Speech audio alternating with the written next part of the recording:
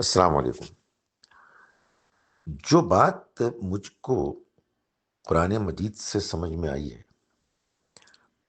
اس کو جان کر میں اس پہلو سے بڑا ایکسائٹیڈ ہوں کہ اس میں مسئلے کا حل نظر آتا ہے۔ مسئلہ کیا ہے؟ مسئلہ یہ ہے کہ یہ دنیا کی زندگی جس کے بارے میں ہم کہتے ہیں کہ یہ ایک آزمائش ہے، یہ کیسی آزمائش ہے؟ یعنی جو مسلمان پیش کرتے ہیں وہ آزمائش تو سمجھ میں نہیں آتی، اس لیے کہ اس میں مسلمان کامیاب ہیں، باقی سب ناکام ہیں۔ کیوں؟ اس لیے کہ مسلمان پیدا ہو گئے اور وہ غیر مسلم پیدا ہو گئے۔ یہ تو کوئی حل ہی نہیں۔ قرآن مجید جو حل پیش کرتا ہے وہ یہ محسوس ہوتا ہے کہ اللہ نے یہ بتا دیا کہ اللہ نے جو انسان کی فطرت بنائی اس میں بعض برائیاں ہیں جن کا اس کے اندر احساس موجود ہے۔ وہ 10 برائیاں ہیں، ان کو میں گنوانا چاہتا ہوں۔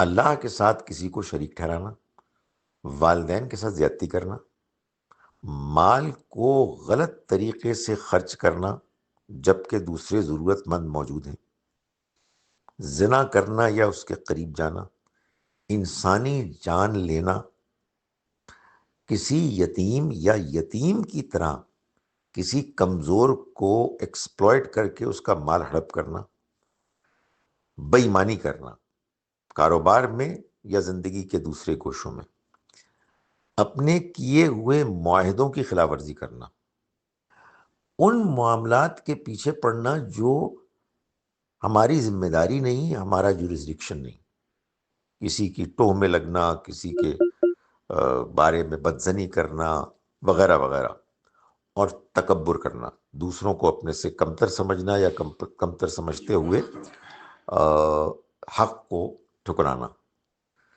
باقی سب کچھ اصل میں اسی کی تفصیل ہے۔ آپ کوئی چیز لے لیں، یہ 10 گناہ ہیں کہ جو ایکسپلین کر دیتے ہیں۔ کفر کیا ہے؟ تکبر ہے۔ نماز نہ پڑھنا کیا ہے؟ آپ نے اللہ سے معاہدہ کیا ہوا ہے، اب اس کی خلاف ورزی کر رہے ہیں۔ اعلی حاصل قیاس، کچھ بھی ہو جائے سب اس میں آپ کو ملے گا۔ یہ 10 گناہ یا ان کا الٹ جو 10 نیکیاں ہیں بڑی، یہ ہر انسان کو معلوم ہے، کسی کو کم کسی کو زیادہ۔ اسی کی روشنی میں اللہ تعالیٰ قیامت کے روز فیصلہ کرے گا کہ کون کامیاب ہے کون ناکام ہے، اس بنیاد پر کہ کس کے پاس کتنی معلومات تھی، کتنی انفارمیشن تھی۔ پیغمبر آئے،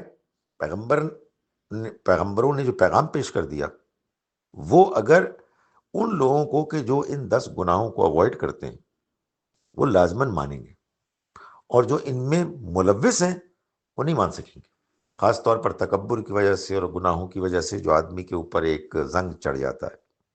اب سنیں، یہ ایسے ہے جیسے کہ ایک چھت ہے، اوپر بارش ہو رہی ہے، چھت اگر ٹپکے گی، لیک کرے گی تو 10 جگہیں ان میں سے کہیں سے لیک کر سکتی ہے۔ آپ نے ان میں کہیں کمزوری دکھائی تو آپ سمجھیں کہ وہ چھت لیک کرے گی، اور اس کے لیک کرنے کا امکان یہ ہے کہ وہ باقیوں کو بھی متاثر کر لے گی، یا پھر آپ باقیوں کو ایسے سنبھالے ہوئے ہوں گے کہ وہ جو لیک کرنے والی جگہ ہے وہ بھی ٹھیک ہو جائے گی۔ آپ سمجھ رہے ہیں؟ یا آپ کی جو نیکی ہے اتنی سالڈ ہے کہ وہ آپ کی بدیوں کو کھا جائے گی، ٹھیک کر دے گی، یا کوئی بدی اتنی غالب ہو جائے گی کہ وہ نیکیوں کو بیکار کر دے گی۔